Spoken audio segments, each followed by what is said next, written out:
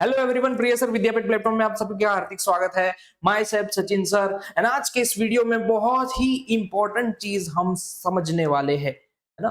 अगर आप 10th की सीरियसली तैयारी करना चाहते हो बोर्ड की, जो आपको हाईएस्ट मार्क्स लाने ही है, तो इस वीडियो को ध्यान से देखना। मैं आपको बताऊंगा कि भाई कि आपको कैसे अभी से तैयारी करनी चाहिए जिससे आप अच्छा स्कोर गेन कर सकते हो। पर उससे पहले दोस्तों, अगर आपने प्रिय सर विद्यापीठ चैनल एंड प्रिय सर ज्ञानपीठ चैनल को सब्सक्राइब नहीं किया है तो खास कर लेना। जो लोग नए आए हैं वो तो खास, पुराने उनको तो पता ही है क्या है ये दो चैनल, आप जान सकते हो। हाँ, देखो, कई लोग ऐसा सोचते हैं 10th में कि यार लास्ट के 2-3 महीने हम लड़ लेंगे, ये वो कर लेंगे, मजा आ जाएगा, फिर मस्त स्कोर आ जाएगा। भाई देखो, ये 8th और 9th नहीं है। अगर आप सीरियसली तैयारी नहीं करते हो तो दोस्त कहीं ना कहीं आप पीछे रह जाओगे। आपका ऐसा दोस्त जो 8th और 9th में आपसे पीछे था, पर अगर वो भी सीरियसली तैयारी करना आज से चालू कर देगा तो वो आपसे 100% आगे ही निकल जाएगा। ऐसी चीज है, हवा में मत रहना। खास उन स्टूडेंट के लिए जिनको 8th और 9th में अच्छे मार्क्स आए हैं, वो 10th में नहीं ला पाएंगे। अगर वो गए, खत्म, खलास, फिनिश, ओवर कॉन्फिडेंस में मत आ जाना। और जो वीक स्टूडेंट है, जिनके 8th और 9th में अच्छे मार्क्स नहीं है, वो भी डरना मत। ये पहला स्टेप आपको फॉलो करना है, बिलीव इन योर सेल्फ। आज से अगर तैयारी करें तो 100% आ ही जाएगा अच्छा रिजल्ट।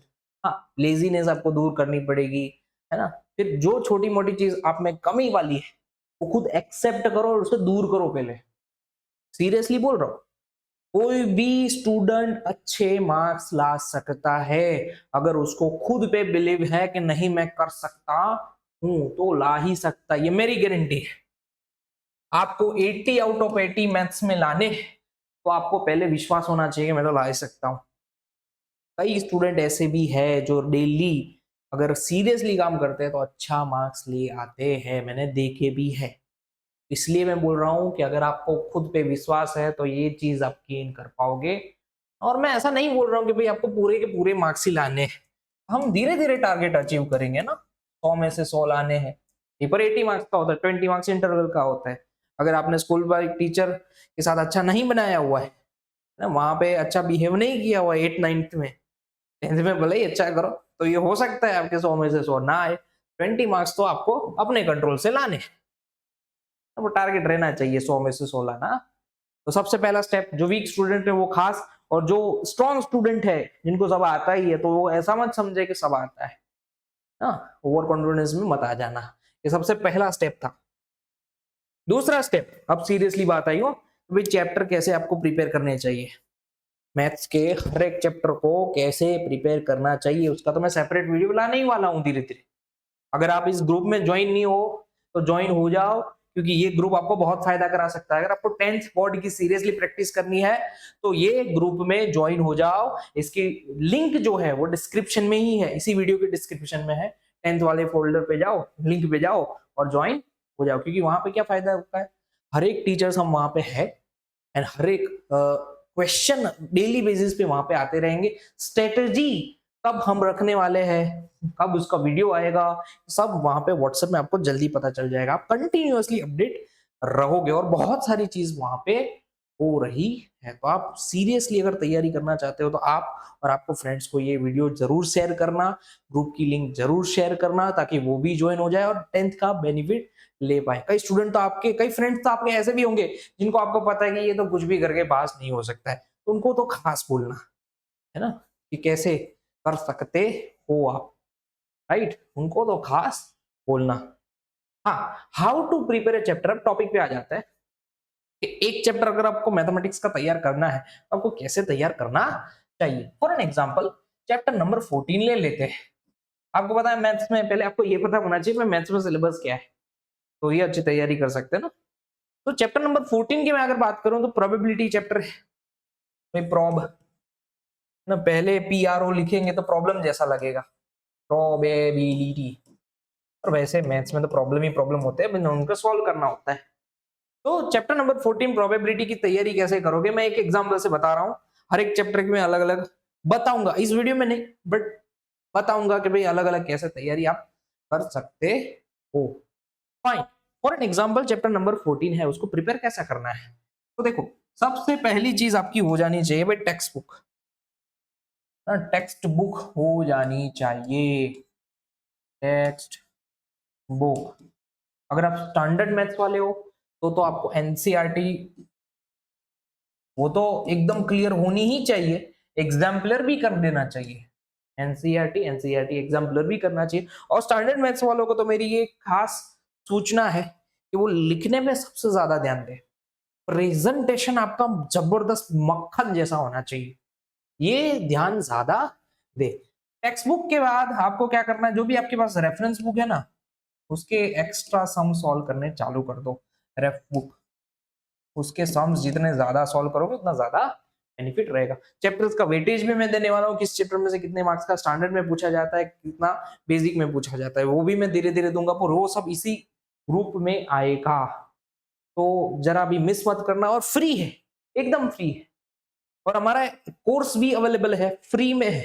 प्रियसर विद्यापीठ एप्लीकेशन में आप जा सकते हो, वहां पे आपको फ्री में कोर्स ज्वाइन कर सकते हो। वहां पे हम जो लेक्चर्स ले रहे हैं उनकी सारी नोट्स वहीं पे ही अपलोड होती है, आप देख सकते हो।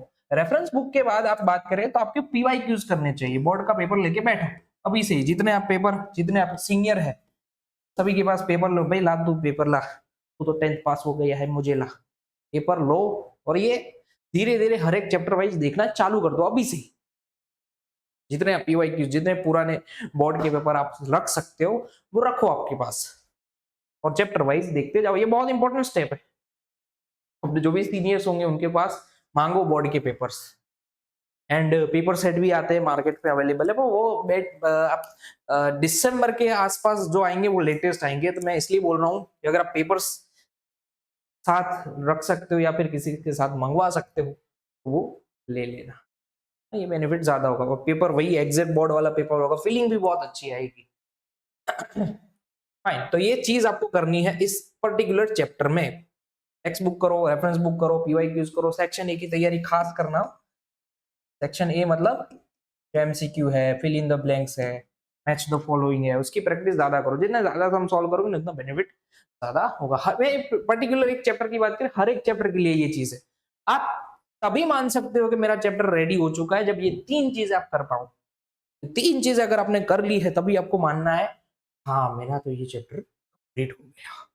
उसी तरह नेक्स्ट स्टेप है, मैंने आपको समझाया भाई एक चैप्टर कैसे करना है, उसी तरह भाई सारे चैप्टर्स करने हैं। तो चैप्टर हार्ड भी लग सकता है, कोई बात नहीं, उसमें थोड़ा कम करो अभी अभी, बट कुछ भी करके सिलेबस कंप्लीट करो। 1 मंथ 3 चैप्टर्स की स्ट्रेटेजी हम यूज करने वाले हैं। हम मतलब आप लोग करो 1 मंथ 3 चैप्टर्स, एक महीने में 3 चैप्टर्स आपके हो जाने चाहिए। कब तक करने हैं भाई, हमारे पास टाइम कितना है, जुलाई, अगस्त, अक्टूबर एंड नवंबर। नवंबर तक, इसलिए नवंबर तक आपका टारगेट होना चाहिए भाई ये 14 के 14 चैप्टर्स आपके खत्म हो जाए। अब आप सोचोगे सर एक ही सब्जेक्ट थोड़ी, बहुत सारे सब्जेक्ट है। पर देखो एक महीने में 3 चैप्टर तो फिर भी हो सकते हैं, इतना मैंने सोच के ही ये बोल रहा हूँ ना। ऐसे ही मैं हवा में नहीं बोल रहा हूँ कि सर आप तो मैथ्स ही पढ़ाते हो तो मैथ्स का ये, ऐसा नहीं है दोस्त। सिर्फ मैथ्स मुझे ही पता है कि आपको सिर्फ मैथ्स नहीं पढ़ना है, इसलिए तो एक महीने में 3 चैप्टर की बात कर रहा हूँ। कई चैप्टर तो इतने ईजी है एक दिन में भी हो सकते हैं। तो हाँ, मैं हवे में बात नहीं कर रहा हूँ। फाइन, तो आपका टारगेट देखो, मैं एक पर्टिकुलर लिस्ट बनाऊंगा, आप अपनी लिस्ट भी बना सकते हो। आपके स्कूल में जिस हिसाब से जो चैप्टर चल रहे हैं, स्कूल में जो भी टेस्ट आने वाली है उस पर भी थोड़ा ध्यान देना पड़ेगा क्योंकि इंटरनल मार्क्स तो स्कूल से ही है। फाइन, तो मैं एक लिस्ट बनाता हूं, आप अपनी लिस्ट बना सकते हो। मेरा टारगेट ऐसा होगा, मोस्ट प्रोबेबली मुझे लगता है पहले 3 चैप्टर तो आपके स्कूल में हो गए होंगे। तो ये भाई साहब होने चाहिए जुलाई में, पहला चैप्टर कंप्लीट, दूसरा चैप्टर कंप्लीट और तीसरा चैप्टर। ये 3 चैप्टर जुलाई के एंड तक, आई थिंक कौन सी जुलाई है, मैं डेट अभी भूल गया हूँ, यहाँ पे भी नहीं लिखा, छोड़ो। जुलाई मंथ चल रहा है, स्टार्टिंग का जुलाई का फर्स्ट वीक ही है, ऐसा ही समझ लो। हाँ, तो जुलाई के एंड में ये 3 चैप्टर तो आपके रेडी हो जाने चाहिए। कई लोगों को इससे ज्यादा भी हो गए होंगे तो अच्छी बात है, बुरी बात नहीं, रेडी मस्त कर लो ये 3 चैप्टर। फिर आप क्या कर सकते हो, स्कूलों में मोस्ट प्रोबेबली ये दोनों चैप्टर भी चल रहे होंगे 13 14, तो उसको आप अगस्त में ले लो। भाई अगस्त एंड आने तक, अगस्त में कई सारी छुट्टियां भी होगी, पर उसका ज्यादा फायदा लेना है, क्योंकि जो लोग छुट्टियां मनाने चले जाएंगे वो पीछे रह जाएंगे। इसलिए मैं बोलता हूँ कि नवरात्रि भी आएगी, सब आएगा, वो सबका बेनिफिट लो। अब कई लोग ऐसा सोचेंगे कि सर नवरात्रि तो साल में एक ही बार आती है, हम क्या एंजॉय ना करें? तो दोस्तों 10 तो इतने सालों में एक बार आता है, उसका सोच लेना। फाइन है ना, पूरी जिंदगी में एक बार आता है, ऐसा ही समझो। बार बार देने की जरूरत नहीं है, एक ही बार में अच्छा स्कोर करके निकल जाना है, टाइम बचाओ। फाइन, तो स्टेटिस्टिक्स, प्रोबेबिलिटी एंड मैं बोलता हूँ 5th चैप्टर भी करो आप। नहीं, अगस्त तक आपका खत्म हो जाना चाहिए, मस्त। 3 चैप्टर और हो गए, ये जुलाई का डन हो गया, अगस्त का डन हो गया। अक्टूबर की बात करते हैं। अब थोड़े हार्ड चैप्टर भी लेना चालू करो, जैसे कि ये चैप्टर, ये दोनों ले लो। 4th क्या हो गया भाई, सितंबर, ये भी सितंबर और ये भी सितंबर। अरे हार्ड चैप्टर लो यार, ये चैप्टर अगर सीरियसली पढ़ लोगे ना, बेसिक वालों को तो 8.1 8.2 ही करना है ना, तो ये चैप्टर थोड़ा सीरियसली ले लोगे तो ये भी खत्म हो जाएगा, ज्यादा करने की जरूरत नहीं है। अब हाँ, कोऑर्डिनेट ज्योमेट्री, फिर area related to circle and surface, तीनों एक जैसे दिखेंगे, फॉर्मूला बनाने हैं। हाँ, एक और चीज भूल गया हूं मैं, यहाँ पे आपको माइंड मैप्स बनाने चाहिए। माइंड मैप्स मतलब फॉर्मूला की लिस्ट बनाओ, कैसे कैसे सब जा रहा है, कौन सा फॉर्मूला किस काम आता है, सब बनाओ। हर एक चैप्टर में इतना जरूरी है, खुद नोट डाउन करो, कहीं से देख के नहीं, कहीं रेफरेंस बुक में अवेलेबल ही होगा माइंड मैप पूरा, राइट? उसमें फॉर्मूलाज लिखे होंगे, ये वो वगैरह वगैरह, पर आप खुद बनाओ, खुद बनाओ, याद रखोगे तो ज्यादा बेनिफिट होगा। फाइन, कोऑर्डिनेट ज्योमेट्री, फिर कौन सा चैप्टर बोला मैंने, एरिया रिलेटेड टू सर्कल्स। हाँ, ये चैप्टर भी बहुत कम वेटेज का है, वेटेज तो मैं बाद में कहूंगा, पर आप कंप्लीट करना चालू तो करो।